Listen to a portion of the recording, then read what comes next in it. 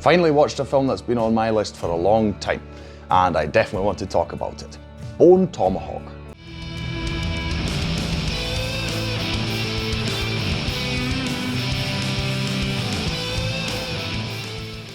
Hi, my name's Drew and welcome to another review video on Flying Wiener.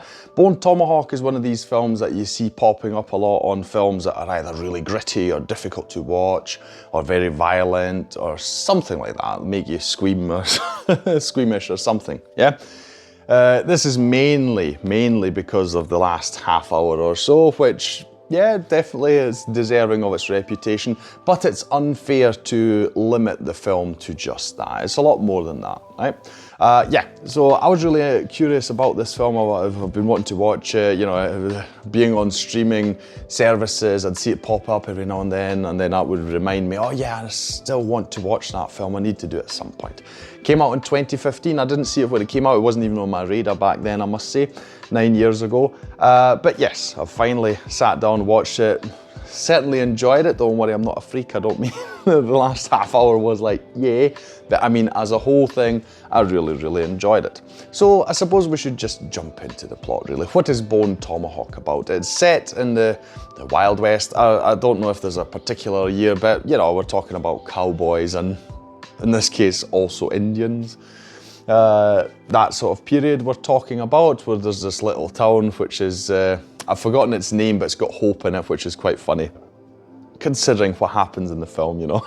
it's like a sort of heads up, it's like, they're gonna lose their hope soon. Anyway, what happens is, at the start of the film, we see these two brigands. They've obviously stolen something from someone. They've hidden the treasure. One of them comes into town. You know, very suspicious character, the sheriff, who's played by Kurt Russell. He's very suspicious of him. What happens is this guy tries to get away. The sheriff shoots him in the foot, and he's then treated and kept in a cell overnight.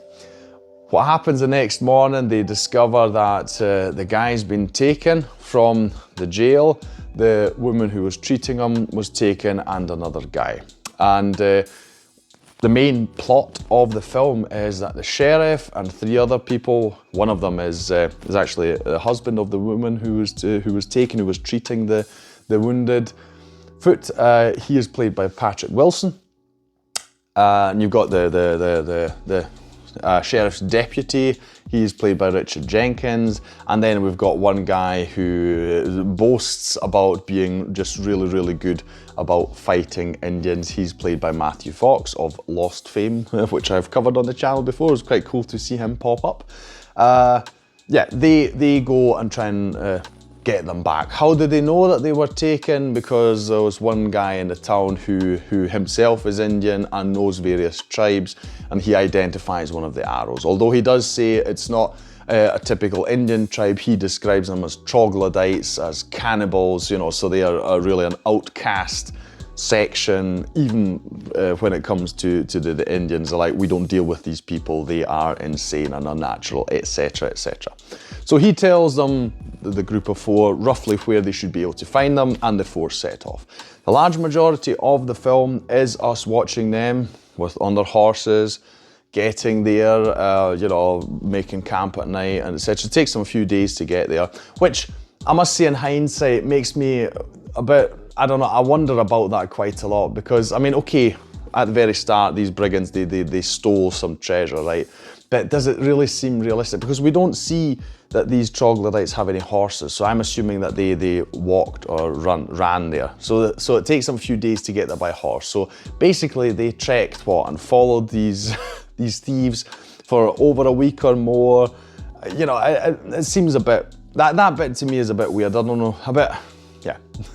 I know I'm getting carried away here. I mean, I get it. They needed some explanation or a reason for the story for them to have a longer trip, because it is a lot about the 4 characters and their dialogues, right? So obviously they needed some distance. It's just the little nitpicker inside of me is like, that doesn't quite make sense. But you know, let's just forget it, because again, it's needed for the story, and I'm glad that it's in it. So yeah, we see them when they're on their horses during the day or when they're making camp. They talk about all sorts of things. And these are four very, very different people. And it's really cool because it's one of these films, it's like a Tarantino film in the sense that the dialogue is interesting. You know, you don't mind just sitting there and listening to two people just talking to each other, because it's interesting. I won't spoil it for you what they talk about, you know, in detail. In a larger sense, they talk about all sorts of things. They come from very, very different places. You know, you've got the sheriff who's obviously trying to do the right thing and trying to be morally correct.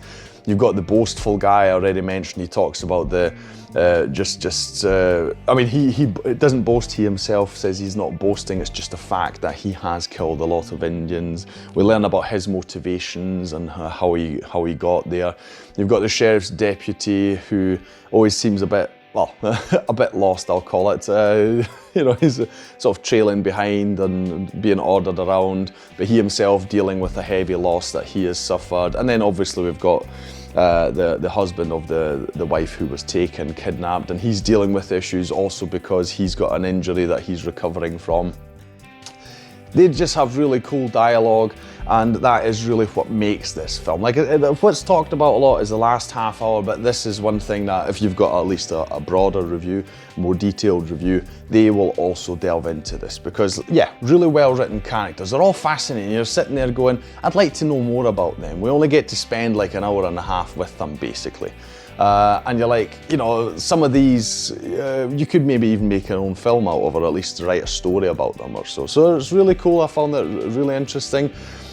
Normally you'd think it's just really boring. You're just watching a bunch of guys on horses, you know, going through the desert. But they make it interesting, which is really cool.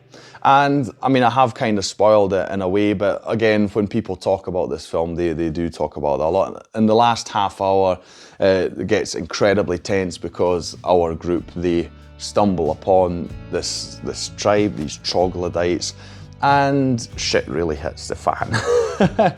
Now, I won't tell you in detail what happens. I also won't tell you the conclusion of the story, but I do feel I need to warn you that if you don't like violence in films, gore, these kind of things, you're not going to have a good time with this film, at least not towards the end of it, because it is surprisingly and very realistically, unflinchingly violent, right?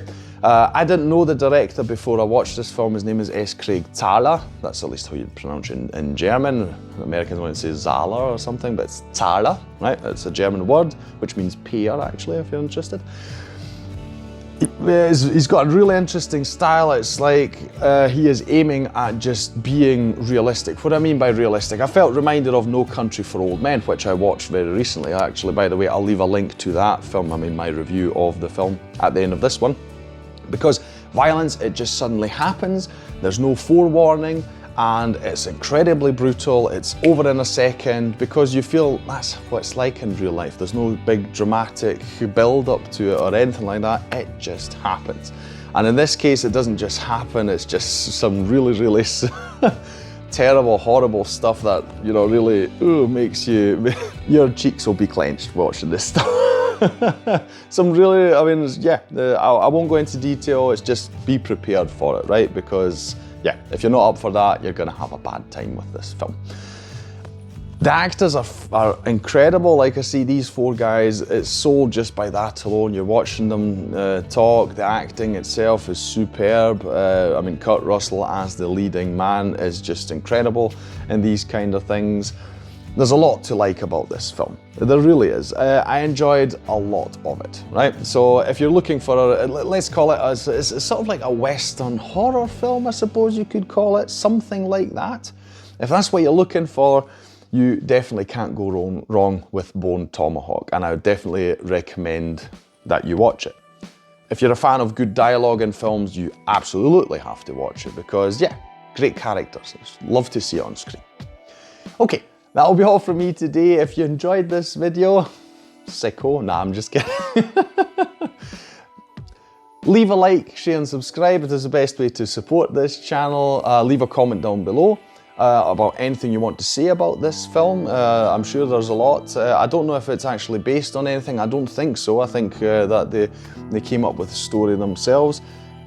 like I say, definitely worth a watch. If you see it popping up on a streamer or something, click on it, right? I'll thank you for watching this video, and I'll see you in the next one on Flying Wiener.